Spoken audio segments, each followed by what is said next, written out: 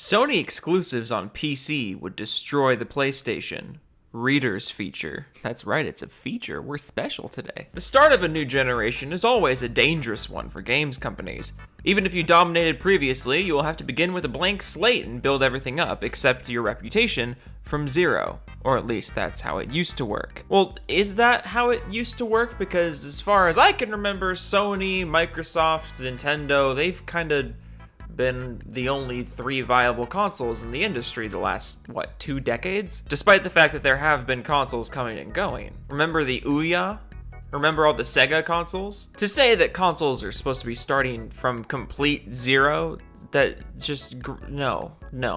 Yes, your reputation will sell consoles. Yes, your reputation will get the attention of people for your next console, but a complete start over from zero, no, that hasn't been the case since like the 90s. In this coming generation, both Microsoft and Sony are promising full backwards compatibility, which despite decades of evidence that nobody really cares about it, Microsoft has managed to turn into a talking point and a must-have feature. Do you ever wonder how modern gaming seems to just completely stray away from what people like about it? I find it absolutely no coincidence that modern gaming and modern AAA gaming has gotten so far away from what people want. And it's also the generation that just completely walked away from backwards compatibility. People want backwards compatibility because if I can't play the old games on your new system, I'm not going to get rid of my old system. And if I still have my old system, I'm not going to get the new system when there's no games on it. I don't know where you get off saying that nobody cares about backwards compatibility, other than the fact that you're a Sony pony, and Sony told you that you don't need backwards compatibility on the PS4. Now it seems likely that there won't be PS5 remasters, but instead patches that upgrade PS4 games to look better on the new machine, just as happens with Xbox 360 games on the Xbox One. It's so interesting that you bring that up because literally 1 sentence ago you said nobody cares about backwards compatibility. Isn't that interesting that new consoles will run old games better and people want to play their old games with better hardware? Wow, isn't that so amazing? You contradicted yourself in consecutive sentences. That is a great advantage to Sony though, as their back catalog of exclusive games is vastly better than Microsoft's, and one of the main reasons why the PS4 has been so successful. And now they're throwing it all away. So let me get this straight. The PS4 was successful because of its back catalog of games. But now on the PS5, you think it's not advantageous to put those games on a new console because no one cares about backwards compatibility. So you think there's a batch of exclusives that made the PS4 successful, but you don't think those games should be preserved and made accessible to other platforms. You think they should just sit on the PS4 forever. This is the kind of mindset that legitimately kills creativity in gaming. They are just rumors at the moment, but multiple sources have suggested that big-name games such as The Last of Us Part 2 and Horizon Zero Dawn are going to be released on the PC. If games that big and recent are going to make the jump, then it stands to reason most or all of the PlayStation's exclusives will be doing the same. And I have no idea why. Well, let me tell you why. Sony likes money. By releasing games on the PC and releasing games on other platforms that Sony owns the licensing to and owns the publishing rights to, yeah, Sony's making more money. They're expanding their reach, and they're breaking out of the hyper-exclusivity mindset that they had kind of adopted during the PS4 era. And I guess during the PS2 era. They kind of jumped over for the PS3. That was weird. Sony was all about exclusives during the PS2 era, but then during the PS3, they kind of backed away from it, and then they came back on the PS4. I guess history repeats itself. Point is, Sony likes money, and they want to put their games on other platforms to expand their reach, expand their user base, and make more money. This is a point that I just don't understand. Sony fanboys just want Sony to make money, right? They want Sony to be successful, but they don't want Sony to do the obvious thing that gets them more money, which is put their games on other platforms. I mean, you don't have to put it on the Xbox or the Switch if that's just gonna make you vomit, but why not the PC? And even then, why not the Xbox and the Switch, other than just immature brand loyalty? So you have no idea why Sony wants to put their games on the PC. Money. That's it. Money. And there's nothing wrong with that. The obvious answer is so that they'll make more money, but at what cost? Of making the PlayStation consoles obsolete?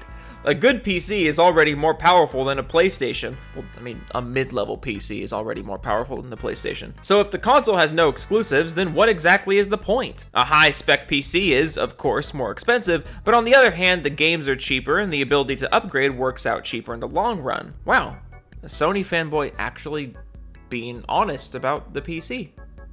That's new. Bringing exclusives to the PC will encourage people to get a PC and discourage them to get a PlayStation. You know, a lot of people just like playing on consoles, but a lot of people aren't going to go out and get a PC. But there's also the fact that the gaming industry largely is moving towards a PC focus and away from a console focus. A lot of parts of the world barely even have a console presence. And even here in the US, where, you know, consoles are, and the console warring is a pretty big influence on the way the industry works, people are moving more and more towards the PC. Sony's just getting with the times, and so is Microsoft. Sony wants to keep their influence and keep their brand powerful and relevant, but they also don't want to lose control of the industry. The move to PC is a good idea. And again, by moving their games to PC, they're going to get those games into the regions of the world where PlayStation doesn't have a huge influence, but the PC does. Places like China and Korea, where consoles don't really have a huge influence, but there is still a massive PC gaming player base. The idea makes even less sense when you take into account Project xCloud or whatever Sony's equivalent will be. Microsoft doesn't care whether people buy their consoles or not, as it wants them to subscribe to Game Pass and make most of its money via that.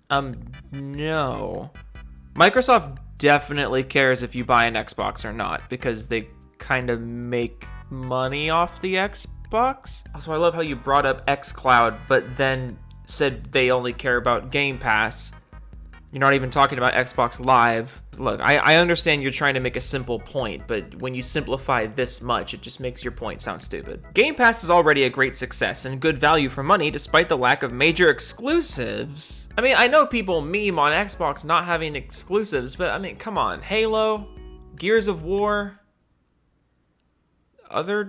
maybe other one? Yeah, okay, I see your point. In the next generation, Microsoft are effectively giving up on the console wars because they've lost 3 times in a row, and that makes sense for them. But Sony are in the opposite position? Oh my god. First of all, Microsoft is not giving up on the console wars. They've already been putting so much money and effort into the Xbox Series X, which they just somehow keep surprising me with the worst console title ever. But as for them losing the console wars 3 times in a row, they did not lose last generation. I mean, this generation, the Xbox One, yeah, they lost. The Xbox 360 absolutely was not the loser of that generation. The Xbox 360 and the PS3 were neck and neck in sales. They were both blown out of the water by the Wii, but there wasn't really a clear winner or loser during the 360 PS3 era. Again, I know you're trying to make a simple point, but when you simplify this much, it just makes you seem, I don't know, careless. I'm wary of Microsoft's attitude to xCloud and Game Pass. Oh, look, you referenced both of them this time. But I can see why they had to make those decisions. Sony doesn't need to, and by undermining the purpose and appeal of consoles, they're not only putting themselves at risk, Microsoft has much bigger pockets when it comes to making Game Pass dirt cheap, but causing an early end to console gaming in general. It's funny that you say Sony is going to undermine the purpose and appeal of consoles, but didn't you say like 3 paragraphs ago that a PC can already do what a console does? Streaming, according to Microsoft themselves, will not be mainstream for many years, given the limits of current broadband technology.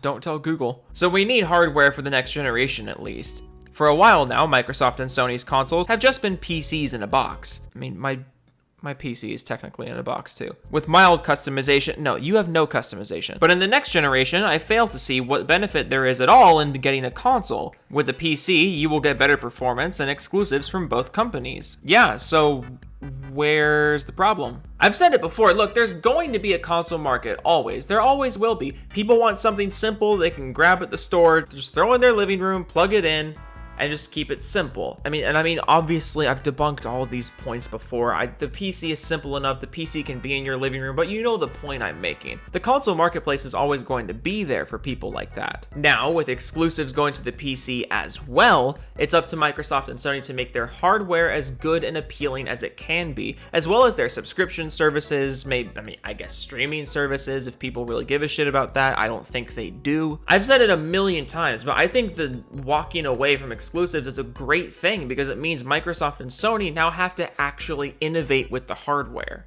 They can't just hold games hostage and demand that you pay for their underpowered, overpriced black boxes in order to play them. Sony possibly walking away from exclusives means that they actually have to care now. They actually have to give a shit what people want. I fail to see how that's a bad thing. Instead of choosing whether you want The Last of Us Part 2 or Halo Infinite, you now get to have them both on the same format. Yeah, God forbid the gaming industry gets more pro-consumer. That alone is worth a little extra initial outlay. No wonder Microsoft doesn't deem exclusives that important anymore. There are much easier ways to make Game Pass seem attractive than spending money on games that may or may not turn out well. And buying up a bunch of second-rate developers last year shows how relatively unimportant they deem it. Let me get this straight. You think Microsoft bought a bunch of developers not to develop games? You think Microsoft bought a bunch of developers with the intention of not making games? Wow. My concern is that Sony will start seeing things the same way, and then we'll have no consoles and no high-quality exclusives. That's funny because you literally said 2 paragraphs ago that the exclusives won't be exclusive anymore. They'll just be on multiple platforms. You gotta keep up with the words coming out of your own mouth. Remember how Netflix and Amazon started out trying to make themselves stand out with expensive, high-quality shows, and now 99% of it is just low-quality trash? No, I actually don't remember that. Netflix exclusives and Prime exclusives are still quality, and they both still have appeal outside of exclusives. Isn't that interesting? I fear that's the future of gaming in the next generation, and I have no idea why Sony would want it to happen. Money.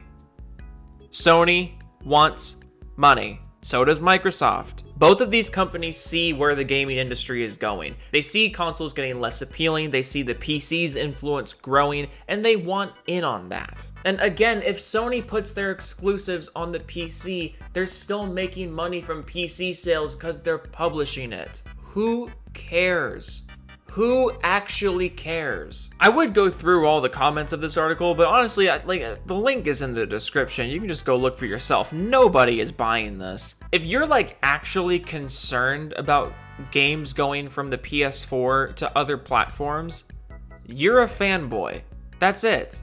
There's no reason why Sony shouldn't do it. The PC marketplace and the console marketplace are 2 very different things. And even if they weren't, Sony publishing the game on a different platform is still making them money, is still increasing their influence, is still broadening their player base, so I don't see what the problem is. It's so funny to me that people take this stuff so personally. I hope I never get so attached to something the way that people attach themselves to the PlayStation brand. You get secondhand embarrassment reading some of these things. Games going to multiple platforms is a good thing. Don't let the fanboys tell you otherwise.